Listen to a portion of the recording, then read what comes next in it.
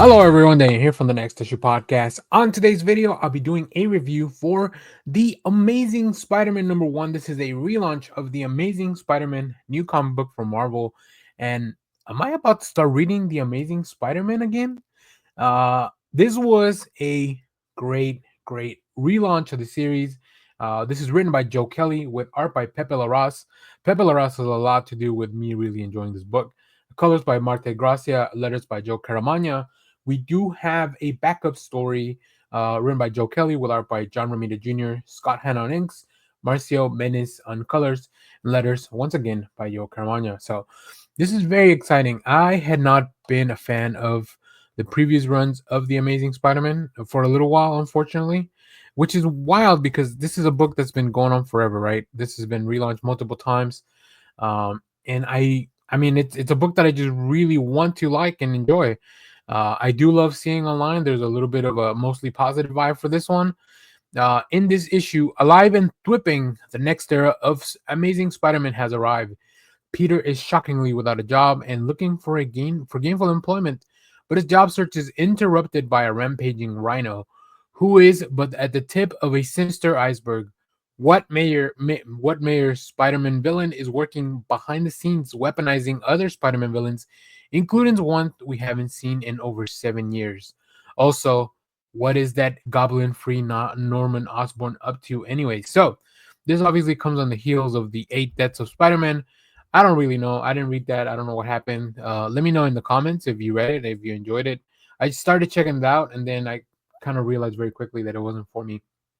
But this is the type of storytelling that I want to see in Spider-Man, where it's like there's not super convoluted, right? There were some things with Mary Jane and the Paul relationship that was kind of weird in the last run, and just so much Spider-Man being in so many pull in so many directions. But this one, very straightforward. Joe Kelly brings everything kind of back to the roots of what this Spider-Man now should be.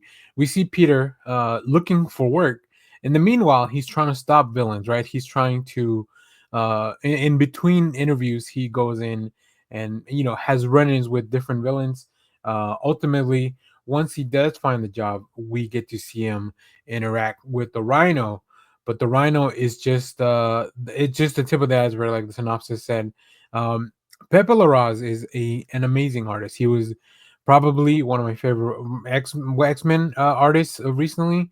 He did such a good job with in the Avengers series when he was working, or in the Avengers Blood Hunt series, and that was stellar. So like I'm a big fan of Larraz, and seeing him on this title really made me uh, very excited. His art is very dynamic. It's very fluid, which is something that you definitely want and need in a Spider-Man artist. But also, I really like the way that he draws Peter, kind of a uh feels like the happy-go-lucky Peter that we've been missing. I think Peter's been down in the and down in the outs for a little while, but now I feel like we're getting a little bit of the optimism back, even though there's still a lot of stuff going on, right? The Peter Parker luck is not something to be trifled with. But this is great. There's some really great action sequences. Spider-Man really jumping into the fray. It's good to see Spider-Man back in his old out, like his regular outfit. I think he had been through a few changes. I like Pepe Larraz drawing just interactions of him and Peter and his friends. I do have to get to know who all these people are, because there's a lot of people that I don't recognize. But I also really like that um, Joe Kelly is setting up like this big mystery of like, all right, who is this? Who is really behind all this stuff that's going on? That's a lot of fun. Now the backup story is also pretty interesting. Trying to set up where not Norman Osborn is. Just at a quick press conference. I think John Romita's art works for this story very well. There's not a lot going on. I feel like John Romita sometimes has a bit when there's too many people in one panel. I really thought that maybe sometimes his the focus of his art can be a little bit all over the place, but I think it works perfectly in this. It's a quick 5-page story, so it just really giving us an inkling of like what's Norman Osborn up to.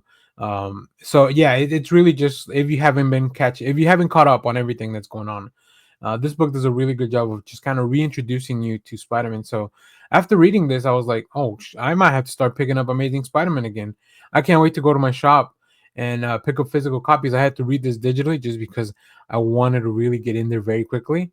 But yeah, I can't wait to go to my shop, check out all the variants. The main cover is fantastic. I believe that's the Pepe Larraz cover, but there's some other covers as well. By Gil Kane, Cafu, just a lot of really cool artists. Lee Bermejo is doing one. Ryan Stegman, Frank Martin, of course, Dave Marcus. Simone DeMeo, like everyone that you could imagine putting on here. And we also get to see a little bit. I want to see more of this character Shay. I want to see more of this character Randy. And then, of course, I felt bad for what happens to the Rhino in this issue. Like it feels bad. So I'm very excited. I love the art. I love the way Peter looks in this issue. I love the way Spider-Man looks in this issue. So I might be back on board. I'll definitely have to check out the next issue. I'll tell you, Marvel has at least sold me on another issue of Spider-Man for the Amazing Spider-Man. So uh, let me know if you have read this, what you thought about it down in the comments. As always, thank you for watching, everyone. Remember to share, like, subscribe, hit the bell so you know when we go live. That is most Saturdays, 10 a.m. Central Standard Time. And please stay tuned because we have more comic reviews, trailer reactions, TV recaps, all that fun stuff here in the channel. Thanks for watching, everyone. Bye bye.